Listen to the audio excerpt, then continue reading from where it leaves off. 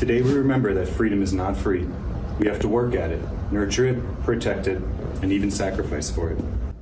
May we never forget and always remember our brothers and sisters who have served.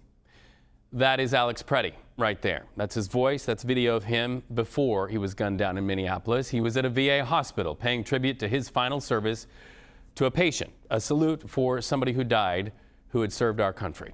It's a contrast to the video you're about to see. This video is of Preddy's final moments. Cell phone footage shows agents pushing Preddy to the ground before at least one of them shoots him multiple times. CBS News reviewed these videos, seeing Preddy holding a cell phone in his right hand and nothing in his left. Preddy was a registered gun owner, we know that, but he did not have the gun in his hand.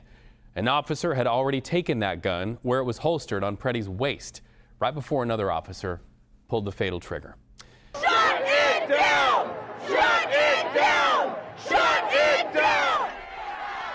So in response, thousands marched through the streets of downtown Minneapolis over the weekend demanding federal agents leave the city.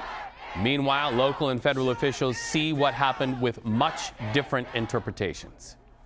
This individual showed up to impede a law enforcement operation and assaulted our officers. They responded according to their training and took action to defend the officer's life and those of the public around him. What are they doing?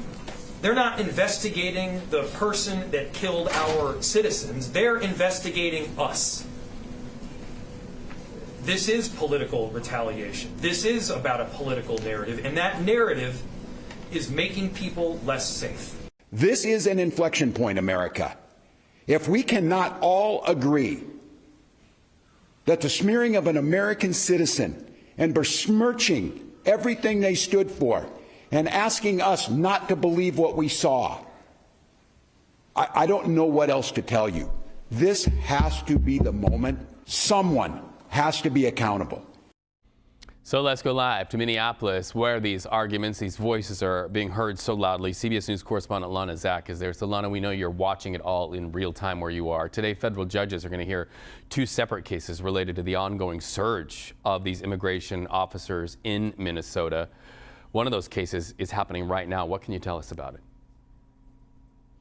That's right, Reed. So the question that is being debated is whether a temporary restraining order should be provided by a judge to pull back on the number of federal troops that are currently in the Minneapolis, Minnesota area. Remember, they outnumber local law enforcement by a ratio of 3 or 4 to 1 at this moment. This was a lawsuit that was filed about 2 weeks ago. That hearing is ongoing, but we also have some news right now attributable to Governor Walz's office, saying that he had a conversation with President Trump in which the president said that he is going to consider reducing the number of federal agents here in the Twin Cities.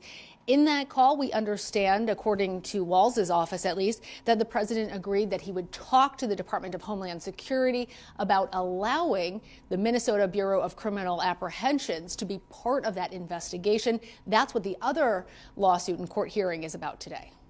We also understand you spoke to somebody who knew Alex Preddy. What are we hearing from them and the other members of Alex's family?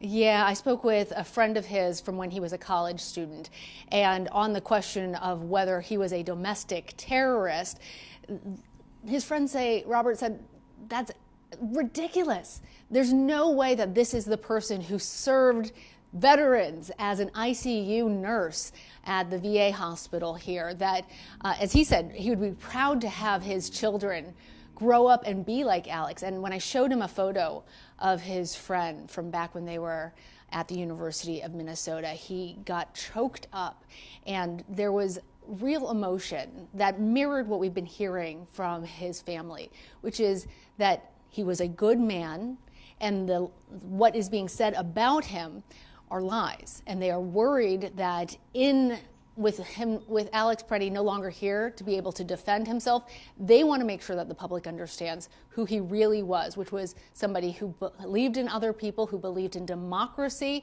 who served veterans and cared about his neighbors. Lana Zak, thank you so much. We are glad where you are. This story continues to unfold. Thank you.